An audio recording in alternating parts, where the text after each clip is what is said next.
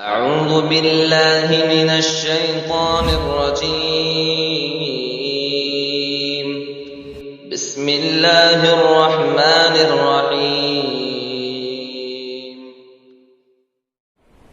أعوذ بالله من الشيطان الرجيم. بسم الله الرحمن الرحيم. ومن الناس من يقول آمنا بالله وباليوم الآخر وما هم بمؤمنين يخادعون الله والذين آمنوا وما يخدعون إلا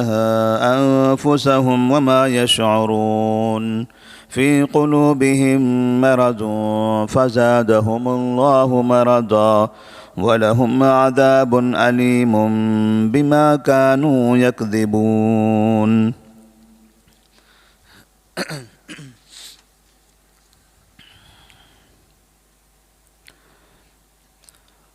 سورۃ البقرہ قرآن مجید کی دوسری سورہ، جس کی 8ویں آیت سے اللہ تبارک و تعالیٰ نے انسانوں کی ایک تیسری قسم منافقین کا تذکرہ فرمایا۔ منافقین ایسی قوم جس قوم کا مقصد مسلمانوں کو دھوکہ دینا، مسلمانوں کو نقصان پہنچانا اور کافروں کے فائدے والا کام کرنا، کافروں کی مسلمانوں کے خلاف تائید کرنا، ان کی مدد کرنا۔ نبی کریم صلی اللہ علیہ وسلم جب مکہ مکرمہ میں تھے تو اس وقت منافقین کا وجود نہیں تھا۔ جب آپ مدینہ منورہ تشریف لائے اور وہاں پر مسلمانوں کو قوت حاصل ہو گئی، مسلمان حکمران بن گئے، مدینہ منورہ پر حکومت آ گئی، تب وہاں مسلمانوں کو نقصان پہنچانے کے لیے کچھ ایسے افراد تیار ہوئے جو مسلمانوں سے بظاہر ملتے تھے اور اس بات کا اظہار کرتے تھے کہ وہ بھی مسلمان ہیں، اور اس طرح سے مسلمانوں سے جو فائدہ انہیں حاصل ہو سکتا تھا، مال، دولت اور دیگر مدد وغیرہ، وہ حاصل کر لیتے تھے، مسلمانوں سے فائدہ اٹھاتے تھے، حکومت سے فائدہ اٹھاتے تھے، اور پھر کافروں کے درمیان میں جا کر کافروں کا تعاون کرتے تھے، کافروں کی مدد کرتے تھے، مسلمانوں کی اندر کی باتیں، مسلمانوں کی راز کی باتیں، ان کی خبریں کافروں تک پہنچایا کرتے تھے۔ اس طرح یہ قوم کبھی مسلمانوں کے بیچ اور کبھی کافروں کے بیچ گھومتی رہتی تھی، اور مقصد یہی ہوتا تھا کہ مسلمانوں کو نقصان پہنچائیں۔ اللہ تبارک و تعالیٰ نے سورہ بقرہ کی ابتدائی آیات میں منافقین کا ذکر کرتے ہوئے ان کی کچھ حالتیں، کچھ کیفیتیں اور کچھ نشانیاں بتائی ہیں۔ اللہ تبارک و تعالیٰ فرماتے ہیں وَمِنَ النَّاسِ مَن يَقُولُ آمَنَّا بِاللَّهِ وَبِالْيَوْمِ الْآخِرِ وَمَا هُمْ بِمُؤْمِنِينَ۔ کچھ ایسے لوگ ہیں جو کہتے ہیں کہ ہم نے اللہ پر اور آخرت پر ایمان لایا ہے، وَمَا هُمْ بِمُؤْمِنِينَ، حالانکہ وہ حقیقت میں مومن نہیں ہیں۔ وہ زبان سے کہتے ہیں کہ ہم اللہ پر ایمان رکھتے ہیں، آخرت پر ہمیں یقین ہے، لیکن دل میں ان کے ایمان داخل نہیں ہوا ہے، یہ ایمان صرف ان کی زبان پر ہے، اور زبان سے ایمان کا اظہار کر کے مسلمانوں کی مدد اور ان کا تعاون حاصل کرنا چاہتے ہیں۔ یخادعون اللہ والذین آمنوا وما یخدعون الا انفسهم وما یشعرون۔ وہ لوگ اللہ تبارک و تعالیٰ کو اور مومنین کو دھوکہ دے رہے ہیں۔ ان کی نیت یہ ہے، وہ سمجھتے یہ ہیں کہ ہم نے اللہ کو دھوکہ دیا ہے، ہم یہاں پر ایمان کا دعویٰ کرتے ہیں، پھر ادھر کافروں میں جا کے کفر کا دعویٰ کر رہے ہیں، اس طرح سے ہم اللہ کو دھوکہ دے رہے ہیں، اور مسلمانوں کے سامنے مسلمانوں کی تائید، مسلمانوں کا ساتھ دینا اور کافروں میں جا کے کافروں کی مدد کرنا، تو اس طرح سے وہ یہ سمجھتے ہیں کہ ہم مسلمانوں کو بھی دھوکہ دے رہے ہیں۔ اللہ فرماتے وما یخدعون الا انفسهم وما یشعرون، جو لوگ یہ سمجھتے ہیں کہ اللہ کو دھوکہ دے رہے ہیں یا مسلمانوں کو دھوکہ دے رہے ہیں، انہیں یہ معلوم ہونا چاہیے کہ وہ اپنے آپ کو دھوکہ دے رہے ہیں، کیونکہ دھوکہ دینا یہ جرم ہے، یہ گناہ کا کام ہے، حرام ہے۔ اور دھوکہ دینے والا گرچہ بظاہر وقتی طور پر یہ سمجھتا ہے کہ میں نے سامنے والے کو نقصان پہنچایا ہے، لیکن انہیں یہ معلوم ہونا چاہیے کہ اس کا ہمیشہ کا نقصان ہو گیا دھوکہ دے کر۔ دنیا میں تو نقصان ہوگا ہی، آخرت میں بھی وہ اللہ کے سامنے مجرم کی حالت میں آئے گا۔ فی قلوبہم مرض، اللہ تبارک و تعالی منافقین کے بارے میں کہتے ہیں ان کے دلوں میں بیماری ہے، بیمار دل والے ہیں یہ لوگ، جو کبھی ادھر کی کبھی ادھر کی باتیں کرتے ہیں، یہ بیمار دل والے ہیں، ان کے دلوں کے اندر ثابت قدمی نہیں ہے، یہ صاف دل کے لوگ نہیں ہیں۔ جس طرح سے انسان کے جسم کے اندر کوئی بیماری ہو تو اس جگہ پر کوئی نہ کوئی عیب ظاہر ہو جاتا ہے، ویسے ان کے دل کے اندر بیماری ہے کہ برائی کرتے ہوئے، ادھر الگ ادھر الگ باتیں کر کے مکر و فریب کرتے ہوئے ان کا دل بیمار ہو چکا ہے۔ فزادہم اللہ مرضا، اللہ تبارک و تعالی ان کے بیماری کو اور زیادہ کرتا ہے۔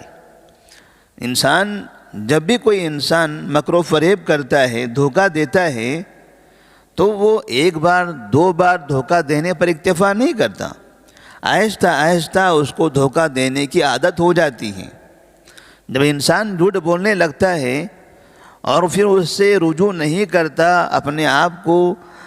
آپ کو اس سے دور نہیں کرتا، توبہ نہیں کر لیتا، تو وہ آہستہ آہستہ جھوٹ کے میدان میں داخل ہو جاتا ہے، اور پھر اپنے گھر والوں کو، اپنے دوستوں کو، تجارتی ساتھیوں کو، ہر جگہ جھوٹ بولنے لگتا ہے، تو جھوٹ بولنے کا وہ عادی بن جاتا ہے۔ فزادہم اللہ مرضا، اللہ تبارک و تعالیٰ ایسے لوگوں کی بیماری میں اور اضافہ کر دیتا ہے۔ وَلَهُمْ عَذَابٌ عَلِيمٌ بِمَا كَانُوا يَكْذِبُونَ،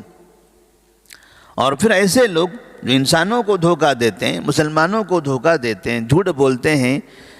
اللہ فرماتے ہیں کہ ان کے لیے دردناک عذاب ہے۔ بما كانوا يكذبون،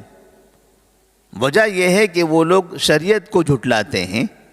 اللہ پر ایمان کو جھٹلاتے ہیں، نبی کریم صلی اللہ علیہ وسلم کو جھٹلاتے ہیں۔ وَإِذَا قِيلَ لَهُمْ لَا تُفْسِدُوا فِي الْأَرْضِ قَالُوا إِنَّمَا نَحْنُ مُصْلِحُونَ، جب ان سے کہا جاتا ہے کہ زمین میں فساد برپا مت کرو، زمین میں فساد مت پھیلاؤ، جھوٹ بول کر، دھوکہ دے کر، دو قوموں کو آپس میں لڑا کر، تو وہ کہتے ہیں قالوا انما نحن مصلحون، ہم فساد برپا کرنے والے نہیں ہیں، بلکہ ہم تو اصلاح کرنے والے ہیں، ہم اچھا کام کرنے والے ہیں۔ ہم دیکھتے ہیں دنیا کے اندر بھی ایسی قومیں ہیں، بعض مرتبہ لوگوں میں وہ لڑائی کرواتے ہیں، جھگڑے کرواتے ہیں، اختلافات پیدا کرتے ہیں، اور بظاہر ایسا لوگوں کو دکھاتے ہیں کہ وہ لوگوں کے درمیان صلح کرنے والے ہیں، لوگوں کے درمیان ان کے مسائل کو حل کرنے والے ہیں۔ منافقین کا بھی رویہ ایسا رہا کہ وہ ہمیشہ مسلمان اور کافروں کو آپس میں لڑایا کرتے تھے، مدینے کے مسلمانوں کو کافروں کے خلاف اور مکہ کے کافروں کو مسلمانوں کے خلاف، اس طرح سے دونوں کو ایک دوسرے کے خلاف بولتے، دونوں کو ایک دوسرے کے خلاف بھڑکاتے، اور پھر جب دونوں کی جنگ ہونے لگتی تو ایسی صورت میں مسلمانوں سے دور ہو جاتے، رہتے مسلمانوں کے درمیان رہتے تھے، مسلمانوں سے فائدہ اٹھاتے تھے، لیکن جیسے ہی کافروں کی طرف سے مسلمانوں پر حملہ ہوتا یا مسلمانوں سے جنگ ہو جاتی تو چپکے سے یہ منافقین دور نکل جاتے تھے، یا تو شہر سے باہر چلے جاتے یا پھر بیماری کا بہانہ بنا کر گھروں میں رہ جاتے، جنگ کے میدان میں نہیں آتے۔ صحابہ پوچھتے کہ چلیے جنگ میں جانا ہے، تو کہتے ہم بیمار ہیں یا ہم سفر میں ہیں، یعنی اس طرح سے کوئی نہ کوئی بہانہ بنا کر اپنی جان کی حفاظت کر لیتے۔ اور جیسے ہی مسلمان اگر کامیاب ہو جاتے اس جنگ کے اندر اور کامیابی پر مال غنیمت حاصل ہوتا، کافروں کی جانب سے کچھ مال ملتا اور مال تقسیم ہونا ہوتا، تو یہ منافقین فوراً نبی کے پاس پہنچ جاتے، صحابہ کے پاس پہنچ جاتے اور اپنے آپ کو بھی مال کا حقدار بتاتے کہ ہم بھی آپ ہی کے ساتھ ہیں، مال کے حقدار ہم بھی ہیں، ہمیں بھی مال مل جانا چاہیے۔ تو منافقین نے اس طرح سے نبی کریم صلی اللہ علیہ وسلم کے زمانے میں بڑا کھیل کھیلا ہے اور بہت مرتبہ نبی کو نقصان پہنچایا ہے، صحابہ کو نقصان پہنچایا۔ یہی منافقین تھے جن کی وجہ سے علی بن ابی طالب رضی اللہ تعالیٰ عنہ، عائشہ رضی اللہ تعالیٰ عنہ اور علی رضی اللہ تعالیٰ عنہ اور معاویہ رضی اللہ تعالیٰ عنہ،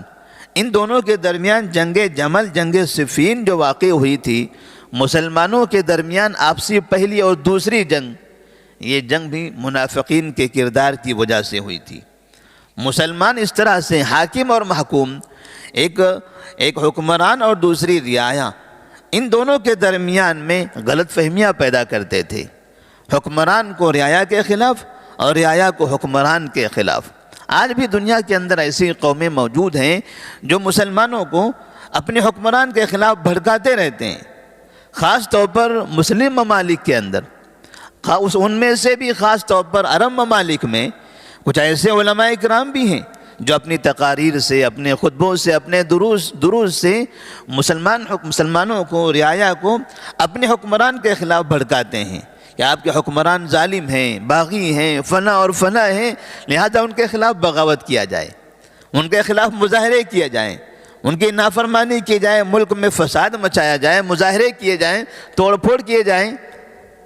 اور پھر دوسری طرف حکمران سے جا ملتے ہیں،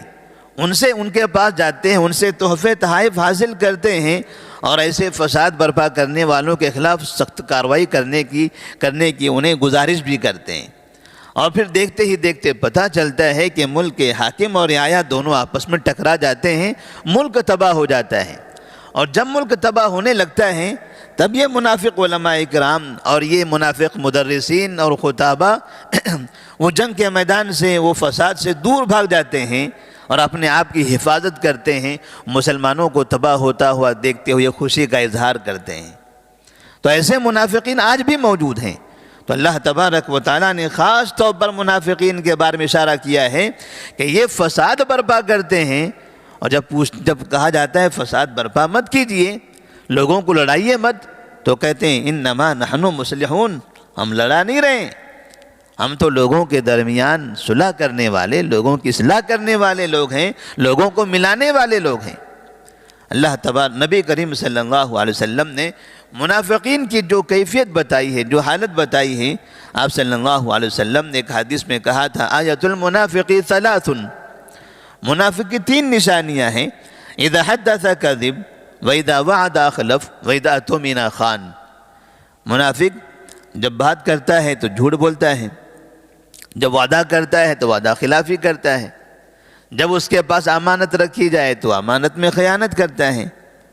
یہ کچھ ظاہری علامتیں ہیں جن علامتوں سے ہم منافقین کی پہچان کر سکتے ہیں۔ اللہ سے دعا کرتے ہیں کہ اللہ تبارک و تعالی ہم تمام مسلمانوں کو ایسے منافقین سے محفوظ رکھیں، مسلم حکومتوں کو، مسلم حکمرانوں کو، وہاں کی رعایا کو